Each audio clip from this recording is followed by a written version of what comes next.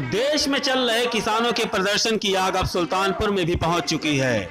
लिहाजा किसान बिल को वापस करने के साथ साथ विभिन्न मांगों को लेकर आज सुल्तानपुर में संयुक्त भारतीय किसान यूनियन ने प्रदर्शन कर राष्ट्रपति को संबोधित ज्ञापन सौंपा। किसान नेताओं ने केंद्र सरकार पर आरोप लगाते हुए तत्काल किसान बिल को वापस करने के साथ साथ एमएसपी की गारंटी लेने की बात कही। बताते चले कि नगर के तिकोनिया पार्क में आज संयुक्त किसान यूनियन के बैनर तले किसानों ने प्रदर्शन किया। उन्होंने कहा कि सरकार जल्द से जल्द किसान बिल वापस ले। इसके अलावा सरकार एमएसपी की गारंटी ले ताकि 1 किलो से लेकर 1 क्विंटल तक अनाज बेचने वाले किसानों को इसका लाभ मिल सके। किसान नेताओं ने कहा कि सरकार मंडी एक्ट को खत्म करने जा रही है, जिसका राजस्व की हानि भी सरकार की ही होगी। उन्होंने कहा कि इसकी भरपाई कैसे हो पाएगी। इसके अलावा कृषि को भी उद्योग का दर्जा दिए जाने की बात किसान नेताओं ने कही। उन्होंने कहा कि कल यही प्रधानमंत्री जीएसटी और एफडीआई का विरोध कर रहे थे। चुनाव के दौरान उन्होंने स्वामीनाथन रिपोर्ट और C2 को लागू करने की भी बात कही थी, लेकिन अब उन्होंने किसानों की ओर से मुंह मोड़ लिया है। ऐसे में किसानों की आय कैसे वे दुगनी करने की बात कह रहे हैं। इन्हीं सब बातों को लेकर किसानों ने आज प्रदर्शन किया और उसके बाद नारेबाजी करते हुए कलेक्ट्रेट पहुंचे, जहां राष्ट्रपति को संबोधित ज्ञापन मजिस्ट्रेट को सौंपा। होने पर मंडी यार्ड के अंदर खरीद पर मंडी शुल्क देय होता है, लेकिन मंडी यार्ड के बाद से समाप्त किया जाए।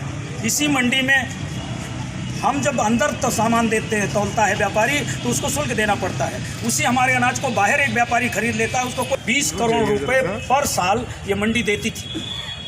और पूरे देश की 7,000 मंडियों में कई खरब रुपया आता था। आज वो मंडी एक समाप्त कर दिया गया है कि ये चोर हैं।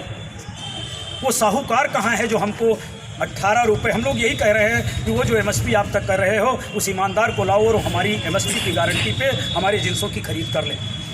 प्रदर्शन जो है किसान बिल को वापस लेने के लिए, एमएसपी की गारंटी को लेकर के कि अगर सरकार एमएसपी तय करती है तो 1 किलो वाले और 1000 कुंटल बेचने वालों को भी एमएसपी की गारंटी का लाभ मिले। इसलिए हम लोग चाहते हैं कि किसान बिल वापस करने के साथ साथ एमएसपी की गारंटी भी तय की जाए। और जब मंडी एक्ट समाप्त किया जा रहा है तो मंडी जो हमारी जनपद सुल्तानपुर की या पूरे भारत की 7,000 मंडियां जो लमसम 18 से 20 करोड़ रुपए सालाना कमाती थी, सरकार को बजट जाता था। अगर ये मंडी एक्ट समाप्त हो रहा है तो सरकार कह रही मंडी एक्ट बना रहेगा, तो मंडी एक्ट समाप्त हो रहा है जिसमें से 42 जिनसें बाहर कर दी गई हैं। वो पैसा सरकार भरपाई कहाँ से करेगी? दूसरा, कृषि को उद्योग का दर्जा क्यों नहीं दिया जा रहा है? इन सारी बातों को लेकर के कल यही प्रधानमंत्री जी जीएसटी का विरोध कर रहे थे, एफडीआई का विरोध कर रहे थे।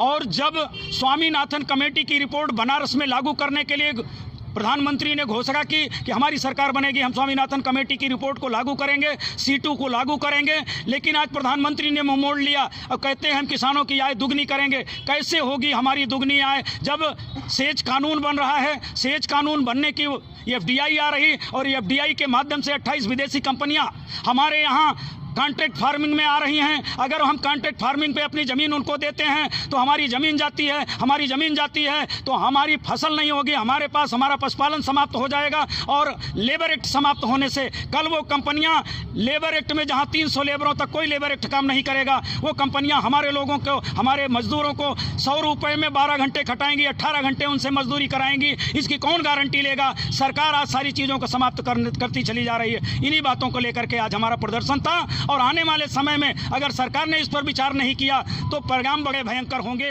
ये इसलिए हम आज उसमें आए हैं।